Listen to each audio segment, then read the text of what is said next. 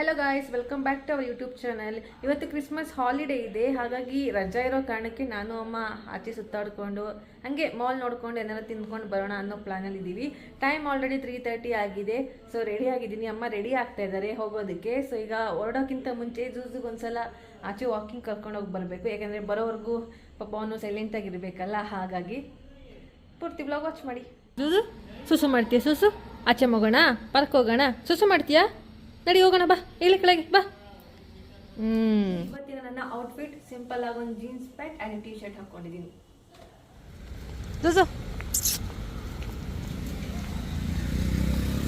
ನಡಿ ಮುಂದೆ ಹೋಗೋಣ ಬಾ. ಅಮ್ಮ ರೆಡಿ ಆಗಿದ್ದಾರೆ. ಈಗ ಮಾಲ್ ನೋಡ್ಬೇಕಂತೆ, ಓರಿಯನ್ ಮಾಲ್. ಮುಂಚೆ ನೋಡಿದ್ಯಾ ಓರಿಯನ್ ಮಾಲು? ಇದೇ ಫಸ್ಟ್ ಟೈಮಾ? ನಡಿ.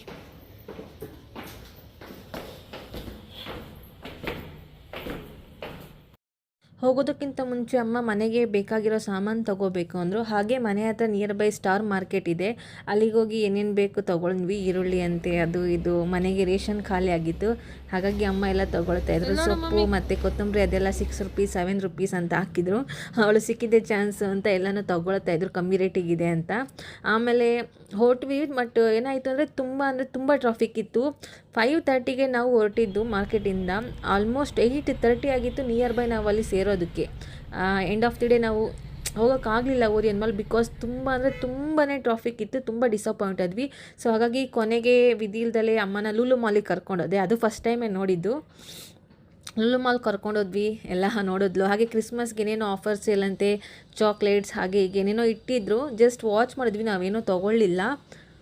ಆಮೇಲೆ ಲೂಲು ಮಾಲ್ ನಾನು ಆ್ಯಕ್ಚುಲಿ ಫಸ್ಟ್ ಟೈಮೇ ವಿಸಿಟ್ ಮಾಡಿರೋದು. ಬರೀ ಜಸ್ಟ್ ಬ್ರ್ಯಾಂಡ್ಸ್, ಕ್ಲಾತ್ಸ್ದು ಅದು ಇದು ಬರೀ ಬಟ್ಟೆದು ಅದು ಬೇರೆ ಬೇರೆ ಬ್ರ್ಯಾಂಡ್ಸ್ ಇದೆ ಅಷ್ಟೇ. ಆ ಥರ ಏನೂ ಇಂಟ್ರೆಸ್ಟಿಂಗ್ ಅನ್ನಿಸ್ಲಿಲ್ಲ.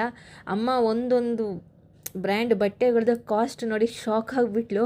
ಯಾಕಂದರೆ ಬಿಕಾಸ್ ಅವ್ರಿಗೆ ಅದೆಲ್ಲ ಅಭ್ಯಾಸ ಇಲ್ಲ ಅಲ್ವಾ, ಈ ಥರ ಮಾಲ್ಗಳಲ್ಲಿ ಶಾಪಿಂಗ್ ಮಾಡಿ ಎಲ್ಲ. ಸೊ ಅವರು ತುಂಬ ಶಾಕ್ ಆದರು, ಇದೇನು ಇಷ್ಟೊಂದು ರೇಟ್ ಇದೆ ಅಲ್ಲ ಅಂತ.